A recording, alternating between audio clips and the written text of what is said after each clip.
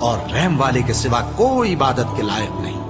بے شک آسمانوں اور زمین کے پیدا کرنے میں اور رات اور دن کے ایک دوسرے کے پیچھے آنے جانے میں اور کشتیوں اور جہازوں میں جو سمندر میں لوگوں کے فائدے کے لیے رواں ہیں، اور میں جس کو اللہ آسمان سے برساتا اور اس سے زمین کو اس کے مردہ ہو جانے کے بعد زندہ یعنی خشک ہو جانے کے بعد سرسبز کر دیتا ہے، اور زمین پر ہر قسم کے جانور پھیلانے میں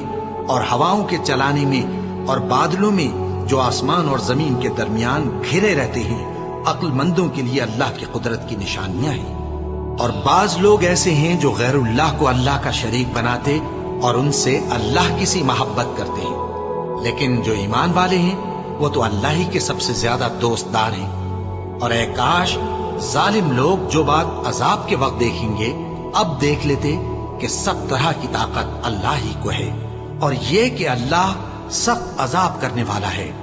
اس دن کفر کے پیشوا اپنے پیروں سے بیزاری ظاہر کریں گے اور دونوں عذاب الہی دیکھ لیں گے اور ان کے آپس کے تعلقات منقطع ہو جائیں گے۔ یہ حال دیکھ کر پیروی کرنے والے حسرت سے کہیں گے کہ اے کاش ہمیں پھر دنیا میں جانا نصیب ہو، تاکہ جس طرح یہ ہم سے بیزار ہو رہے ہیں اسی طرح ہم بھی ان سے بیزار ہوں۔ اس طرح اللہ ان کے اعمال حسرت بنا کر دکھائے گا اور وہ دوزخ سے نکل نہیں سکیں گے۔ لوگوں، جو چیزیں زمین میں حلال طیب ہیں وہ کھاؤ، اور شیطان کے قدموں پر نہ چلو، وہ تمہارا کھلا دشمن ہے۔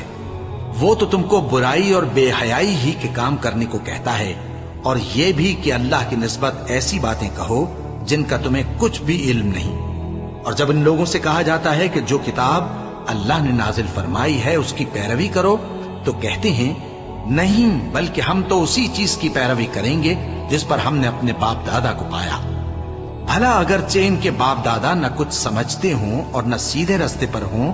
تب بھی وہ انہی کی تقلید کیے جائیں گے۔ جو لوگ کافر ہیں ان کی مثال اس شخص کی سی ہے جو کسی ایسی چیز کو آواز دے جو پکار اور آواز کے سوا کچھ سن نہ سکے۔ یہ بہرے ہیں، گونگے ہیں، اندھے ہیں کہ کچھ سمجھ ہی نہیں سکتے۔ اے اہل ایمان، جو پاکیزہ چیزیں ہم نے تم کو عطا فرمائی ہیں ان کو کھاؤ، اور اگر اللہ ہی کے بندے ہو تو اس کی نعمتوں کا شکر بھی ادا کرو۔ اس نے تو تم پر بس مرا ہوا جانور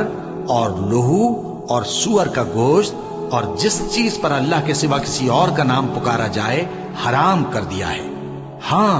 جو مجبور ہو جائے، بشرطے کہ اللہ کی نافرمانی نہ کرے